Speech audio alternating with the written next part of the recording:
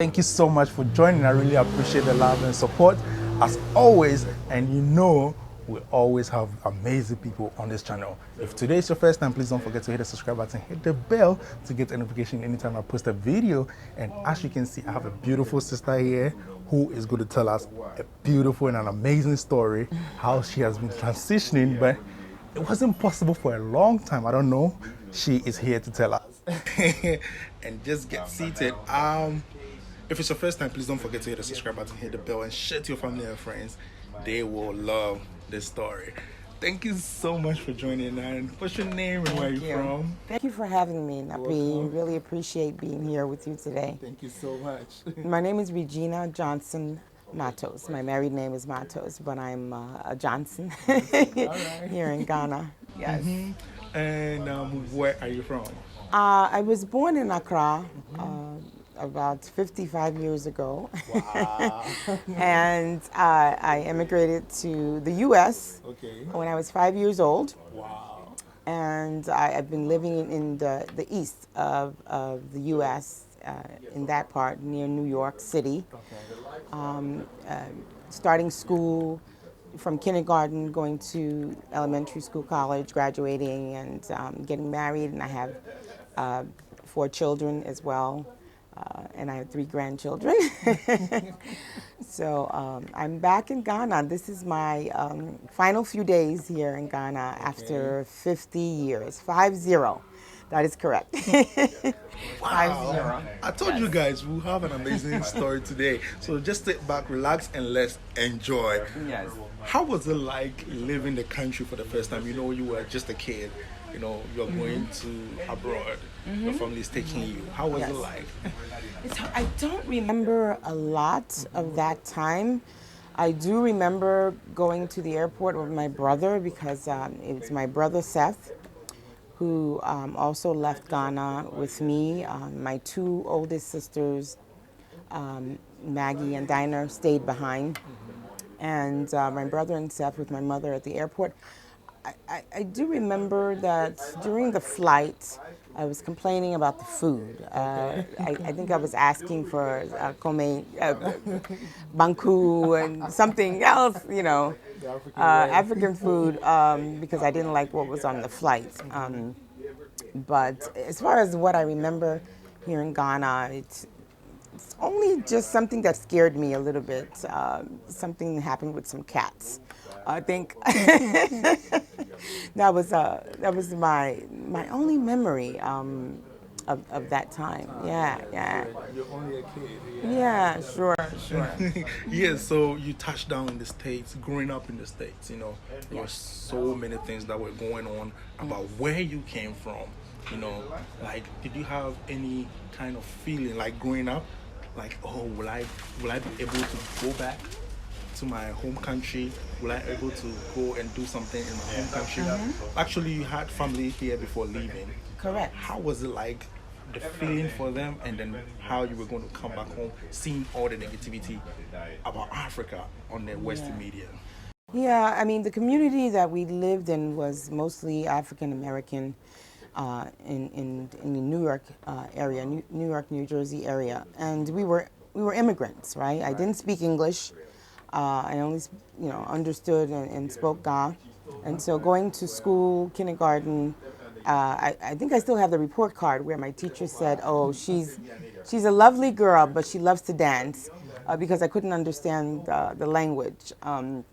So assimilating into the culture was a bit difficult. The dress, the way you speak, the way you interact. You're still considered an immigrant, and so there's a little hazing, a little bullying at that time. Now I recognize it as bullying from certain segments of the neighborhood. But I think what kept us going was the influence of my mother and father, especially my father with education, and that was one of my missions. And I think we'll be talking a little bit about my mission coming back to Ghana was to honor my father's legacy. My father transitioned in 2022 and we decided to come back to Ghana this year with his 1-year anniversary to have a celebration of his life in July. So, I have so many things I've done, and we'll talk about it. Yes, it's true. I was invited, but I missed it. Oh, Yeah. really? Yes. Yeah. Now you are here 50 years later. It's been so hard. I know how you were thinking about coming back. What actually stopped you? What were you waiting for before coming back? That's a very, very good question, Nappie. I think almost everyone has asked me, what took you so long? 50 years is a lifetime. Some people don't live to 50 years. And I think I was distracted by my American life, a little, distant from my culture, where I lived, my extended family, just school, work, always getting distracted by life, then having children, and then moving, from different cities, in my career, trying to focus on my career. I think is not a good excuse, but it was a distraction of life. And such a beauty of this is that it's so strange to say that my father's passing woke me up and made me realize who I am, where I'm from, and how important it is that I recognize that, and I honor him with doing some work, that I will talk to you about. And it's like an aha moment. You've heard, Oprah Winfrey say aha moment. It was an aha moment for me to realize that I am Ansaba. That is my name, Regina Ansaba Johnson. And that's why I kept my maiden name when I tell people who I am. I am always a Johnson, and I recognize that from my father, Thomas Johnson. And I'm so proud to be the daughter of Thomas and Adelaide Johnson. And I like I said, it's an awakening for me, and the experience I've had in the last 3 weeks in Ghana has been incredible. It's been so fulfilling. It's been so beautiful. I've been in so many places in Ghana. Even the Makala market was a tremendous experience. I was dancing in the streets. Wow. Don't ask me about that. Yeah, I love to dance. But what was some of the dancing? I think my sister has the video. Okay. But that's what it was. It was as if I was in a slumber, and I was sleeping. And then now I realize I've woken and I realize who I am and what I need to do and what my legacy needs to be, so that I am remembered for more than just taking care of me and my family. There's so much out in the community, in the Ghanaian community. I'm only one person and I cannot do everything, but one thing that I can do, whatever small thing that I can do, and the impact of what I've seen and learned in this journey is incredible for me. So, I'm so excited. Wow. I feel like you can't wait to start what you want to do. Yes. And after 50 years, you came to Africa, you came to your motherland, you came to Ghana. Yes. Have you been to places that were like you grew up till age 5? Have you seen certain friends? Have you seen it's a long time though? Yes. I went to my family home in Korele. I'm going to say the name wrong. Kolekowako. Yes. That is where my family house is. That I was actually born and raised there. And Adenko, as my father was raised there. And I've been to my father's home now in Teshi, and I have some family members in North Kaneshi and other areas. So I've been back and forth through this journey to see exactly, where I played, as I said, where I was born, to see where my mother raised me, it's been an experience now, seeing how I've been told that it's changed a lot of, markets around that area, people selling things of that nature, but it's just so beautiful. Amazing. It's amazing. The smells, the sounds, the people talking, the kids walking, all of it. It's just taking it all in. It's been so incredibly inspiring.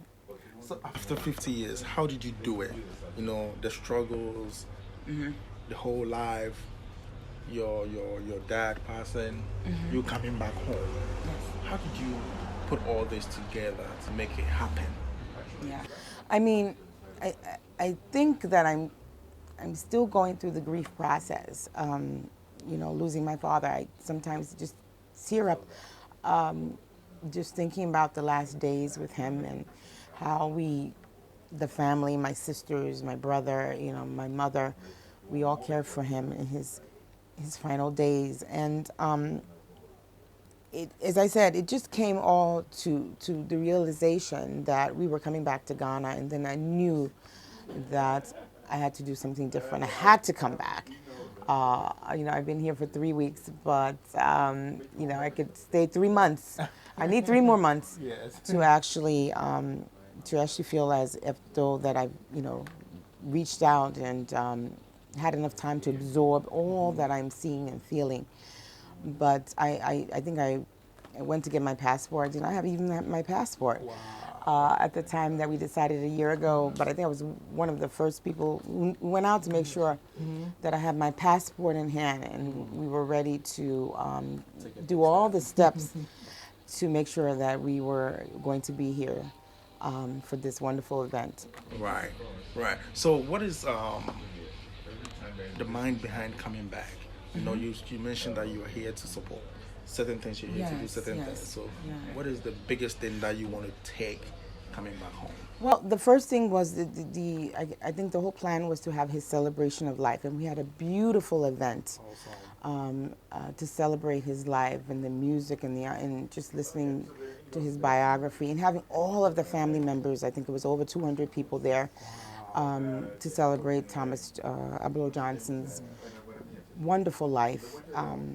That was incredible. To do that here in Ghana was incredible. And then, knowing that I was coming, I had to do something else. It wasn't just to come and look pretty and party, although that is fun. But I knew I had to leave Ghana having done something small or something. So I thought about his childhood school, Kaneshi Bishop School, and a light bulb moment that I wanted to do something for his school, where he sat down as a student, where he read and learned his favorite subject, mathematics. My father was a drill sergeant when it came to school. After school, we come home, there's no playing. There was no computers, there's no, laptops and no phones back then. So we opened the math books to the next chapter, and there he taught us additional subjects, and we were very good in math and sciences and all of that. So I needed to do something related to that, and going back to his school made sense to me. So I worked with my cousin Anayale Nobache, and she and I worked together to bring together this beautiful event at Kaneshi Bishop's School. We did an essay writing contest, and the subject was how do I apply what I learned in school at home? At home, yeah.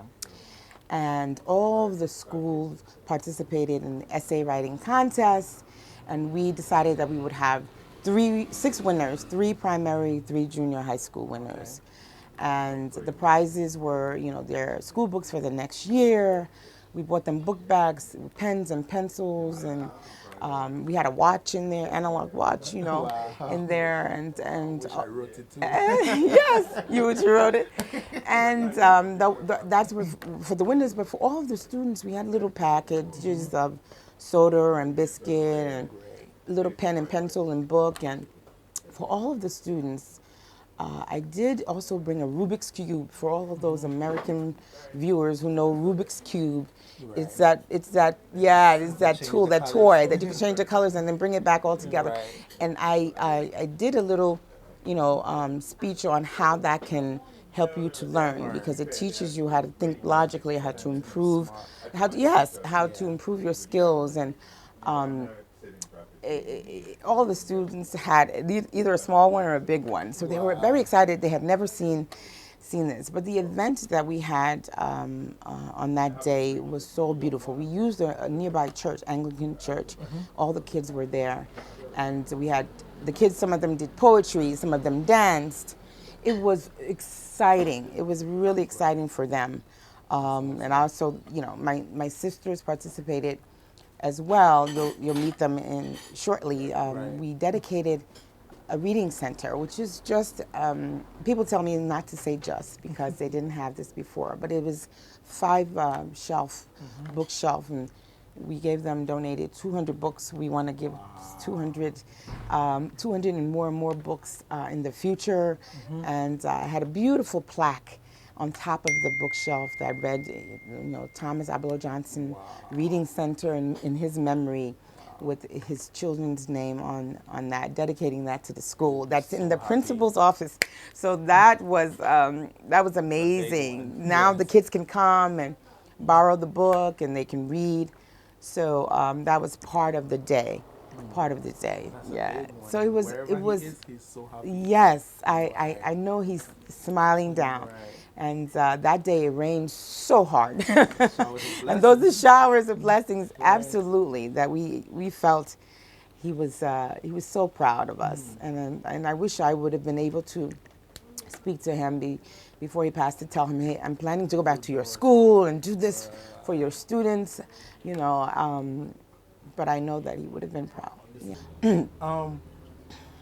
Can you tell us where you work, and also you were talking about your donation? Did you get people from your website, or did you get people or friends from the U.S. to support the donation to Kaneshie, the school in Kaneshie? Yes, for the funding for the program and the school books and the gifts, my sister and I, Julie, you'll meet her in a little while, helped to put all of the funds together, and my brother helped as well to put together the bookcase for the library. But I wanted to also give, and maybe I should do a special thank you to the hospital that I work at the U.S. It's Atlantic Health System in Morristown, New Jersey. I've been there for 6 years. It's a wonderful, wonderful hospital, one of the top hospitals in New Jersey. And my team, the ISS ambulatory team, they collected a donation for this event, over $500, which was so helpful, and so many things that we purchased for all of the kids at Kaneshie Bishop School for the event. So again, a heartfelt thank you, and I wanted to do it publicly, to my team, ISS ambulatory team at Atlantic Health Systems in Morristown, New Jersey. I miss you guys. I love you. I can't wait to get back to all the good work that we're doing, but I so appreciate. You'll see the videos of where your funding went.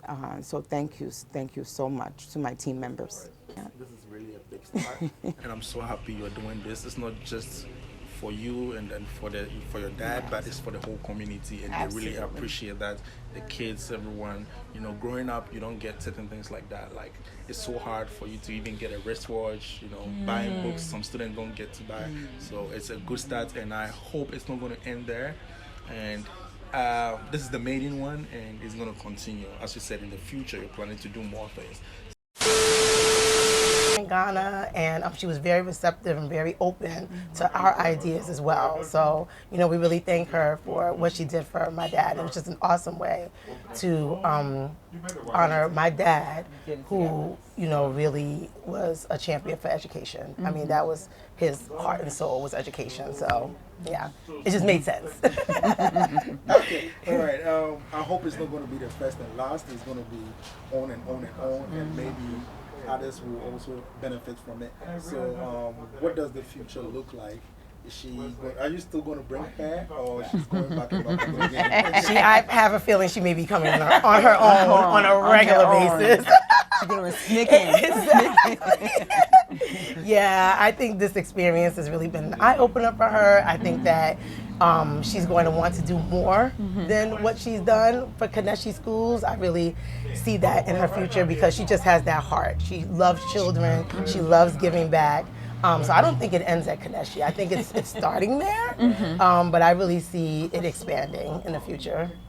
Okay. And do you also have any plans for the future on what she's doing? Are you going to add up, or are you going to back off, or whatever? Like, Yes, I do. I really do. And I told her that if she want to come back, I'm going to come back with her. I mean, we want to do something great, you know, for the schools, because when we saw the schools, the classrooms are terrible.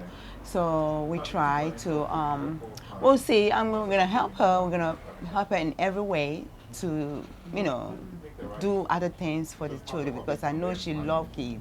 She will give her heart and soul to the children. Do you have anything to say, an advice, or anything to say to people out there who are not visiting the continent at all, but are from here? Definitely. I was born and raised in the States, and been visiting Ghana since being a child. And I came here the first time, 16 years old, fell in love with Ghana. I've been coming back and forth ever since. I definitely advise anyone that wants to come back to the diaspora or come back to Ghana, do it. This is home. Like when you come back here, as soon as you step off of the plane, you will feel as if you are home. So I definitely encourage everyone. If you haven't been here for a long time, just like my sister, you know, not saying that you have to come back and do an elaborate thing here, you know, just come back, you know, just come back to visit your family, to connect with your roots. She did a lot of touring. She toured Cape Coast, learned about the culture, learned about our history. So it's just so much to get from coming here to Ghana that I encourage everyone to visit. Yes, that's just amazing. Yes. What is one thing you would tell the world if you had the voice and the whole world will hear you? What is one thing you would tell Africans in the diaspora? I would tell Africans to please visit home frequently. Please come and help, because the things that we saw, I mean, it's not for only one person to do. It's we had to do it collectively. And I would love for everybody that comes here to just a little bit will help. In the long way for the schools. We're begging for everybody that comes here to think about its children, the schools, and please help them. So I want to know your name, and I also want to know your name.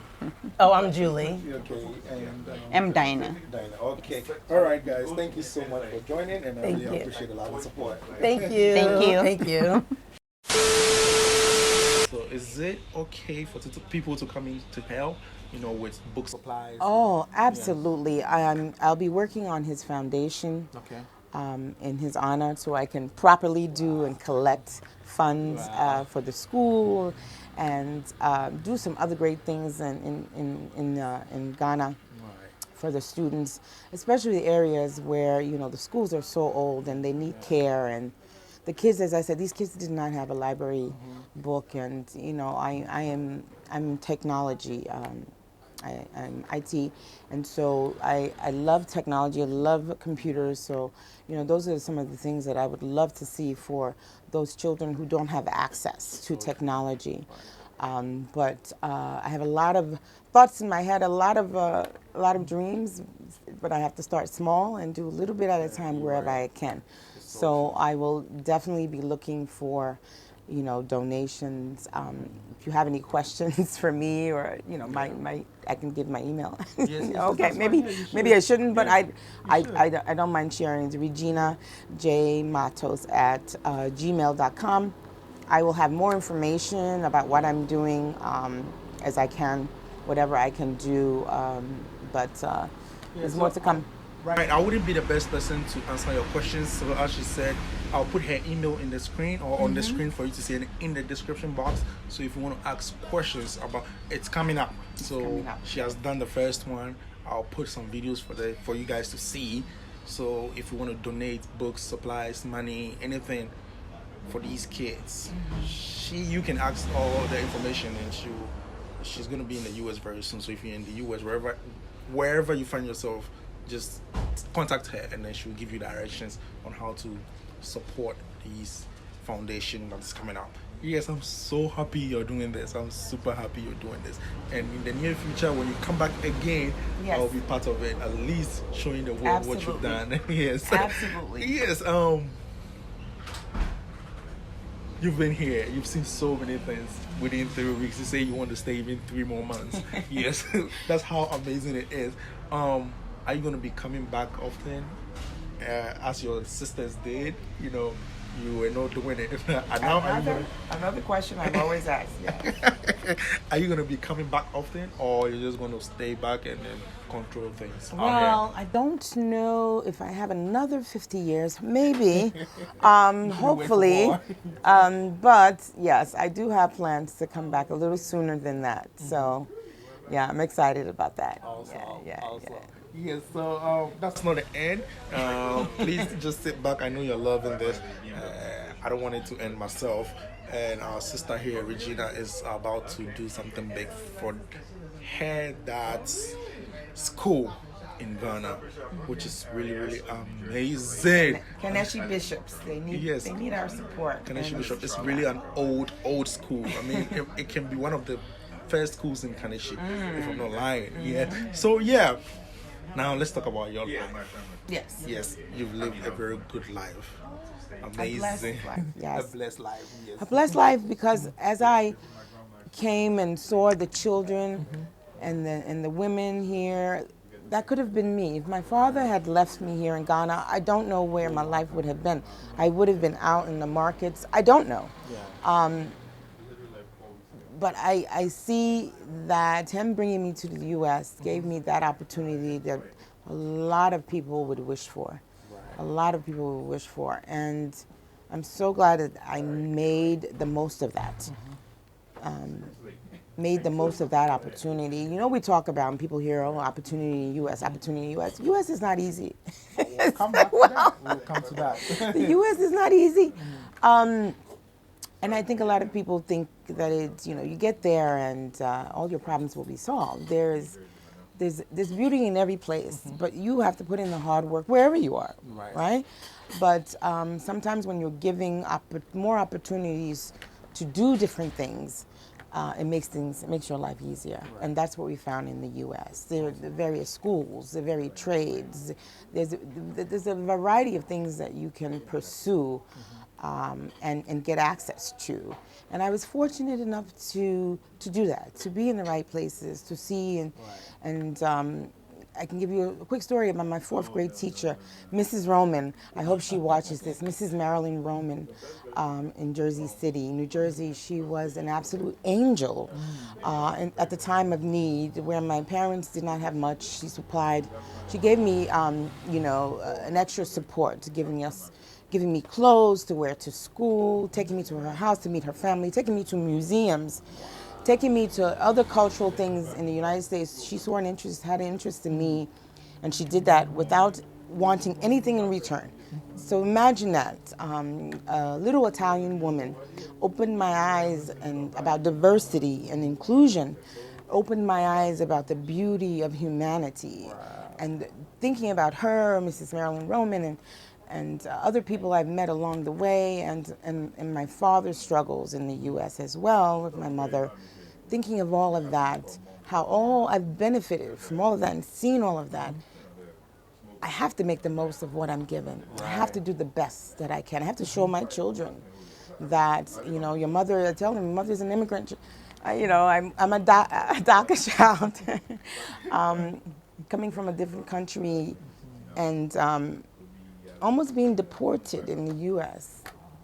many, many years ago, almost going through deportation as a child, and was saved by that, and was able to get, my green card and then my citizenship only in 2010. It hasn't even been that long.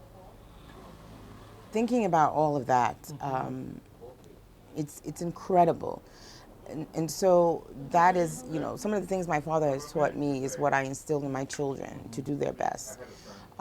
And now it's about giving. It's giving back because I was fortunate enough to have those opportunities. So I can, whatever I can do, I should try, and that should be all that we should do and help. We hold hands to help our fellow man come together. And you see, when I went to Kaneshi, the kids were laughing and smiling. They don't have much. Their school was in such need, and they were laughing and they were joyous. Any little thing that they received was amazing for them. You know, one child came to me and says, on behalf of Kaneshi, I wanted to thank you so much for what you've given us. And it brought such tears. I cried with those children, cried with them. Yeah. You are such an amazing woman. The whole country really appreciates you. You've not even done like 1%, but the smile that you've put on people's faces just in Kaneshi, just in the school, the kids, you know, the kids' family, that's like a whole big thing. It's going to spread out, and God richly bless you. I hope it spreads, and someone sees this, and it spreads, because there are many schools in Accra. There are many schools. As I said, I'm only one person, but the one thing, small thing that I can do, hopefully will be contagious, and other people will be infected by this energy and the spirits of giving back. Especially where you're connected is important. So I could have went to any school, but the Kaneshi Bishops, I was connected, and I even walked the fields when my father played football, right? I said football, not soccer. I walked the fields where he must have walked. You know, I was in the classroom. He must have been in one of those classrooms. And it was such an amazing feeling to know that I was back home. I was back home. Yes, the next question is, you know, people of your age don't believe in coming back to Africa. You know, they want to spend their whole life in the States, in Europe, wherever they find themselves. Like coming back to Africa, it's like a whole different thing. I have no family here. I don't want to come back to this place. Or due to certain bad videos they see about Africa on the internet, is preventing them from coming back to Africa. Some of them, as you said, like you recently got your passport. Like people don't even think or dream of getting a passport to even travel out of America or Europe to come back to Africa to build, you know, to put smiles on people's faces. Even if you're not coming to live, you can put support or do something here to make a legacy, your legacy stay. You know, what advice will you give to these people who are not making any plans of moving or visiting or coming to the continent?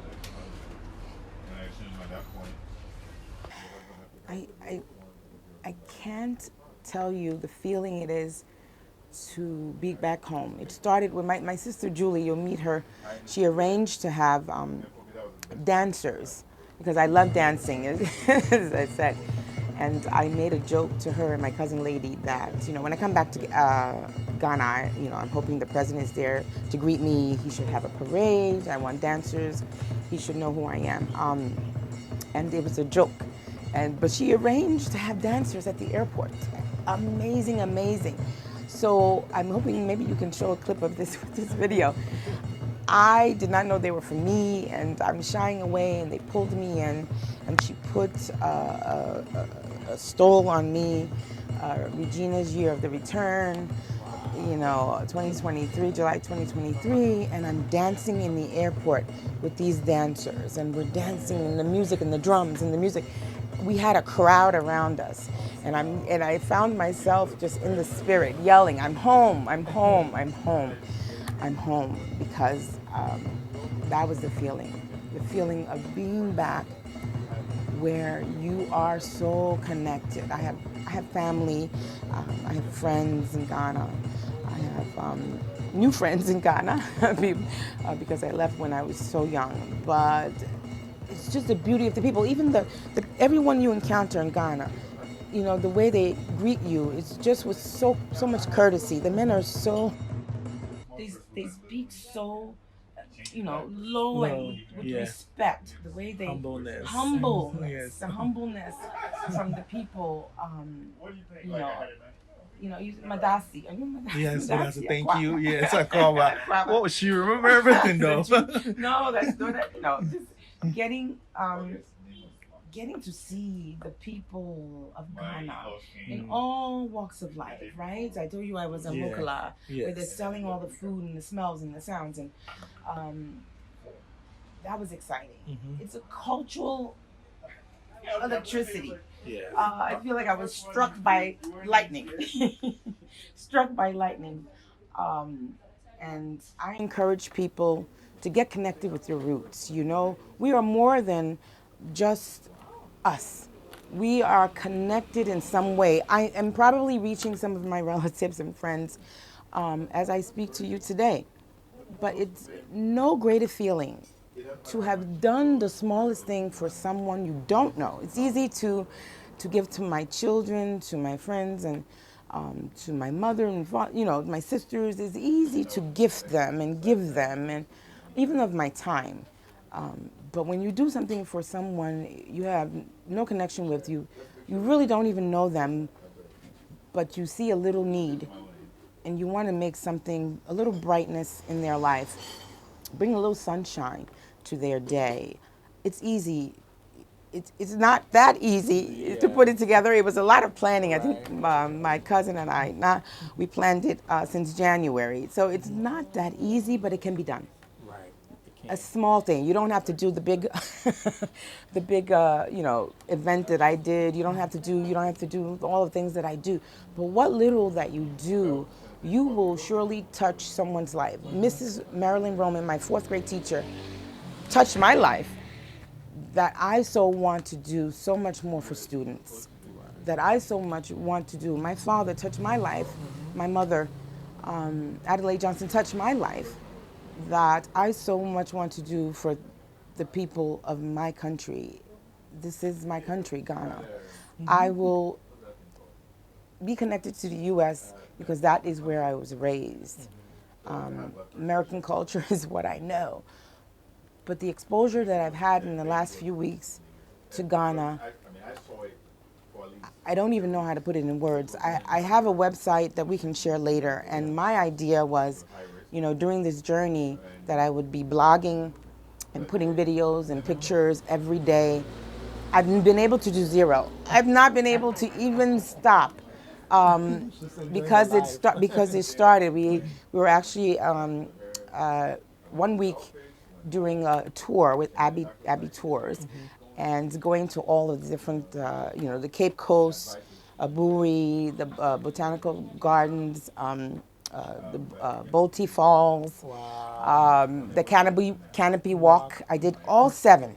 Wow. Even the Bolte Falls, I was underneath the canoe, underneath the Bolte Falls. Wow. So seeing all of the history and the beautiful culture and learning more, because you can't just read about it in the books. You have to be here. You have to come and feel the Ghana air and the humidity and the wind and the beautiful breezes at night and all of that, and the mosquitoes. Just all of that. All of that has been part of my journey here. And of course the food, and it's really incredible that during the months leading up to coming back to Ghana, I started to have a craving for, jollof rice and banku, Ghana jollof, that's the best, and wache and, fish and banku, shito. I mean, it just, I don't know what it was. It was just preparation for me coming home, I guess. And I say all that to say with your question is that we can do one thing. Small things will be so meaningful to one child. I may have touched the next president of Ghana. I may have touched the next, president of agriculture. I may have touched someone who's going to make a difference, who's going to start a business, who's going to employ these wonderful Ghanaian children who can sew and make all this arts and crafts. I may have changed someone's life. And I hate to make it sound more than it is, but that is so exciting. It is what it is. Mm-hmm. It's so rewarding to know that I may have done that. I may have done that. So Yes. Please do. Yes, yes. Thank you so much, Miss Regina. I really appreciate your time. We've actually done 35 minutes, and yes, I think could go that's- on and on. Yes, I think that's not enough for the people out there and myself too. I can But come back. yes, we'll definitely go back to her. And as time goes on, she'll be doing an amazing stuff. So please don't forget to reach her out and ask questions. You can do it too. She waited for 50 years and now she's here.